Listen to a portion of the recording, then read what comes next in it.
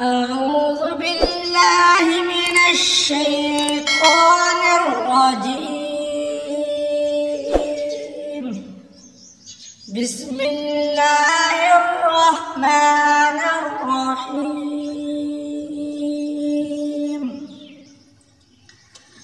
أفحسبتم أنما خلقناكم عبثا وأنكم إلينا لا ترجعون. فتعالى الله الملك الحق لا إله إلا هو رب العرش الكريم. ومن يدع مع الله إلها آخر لا برهان له به فإنما حسابه عند ربه إنه لا يفلح الكافرون.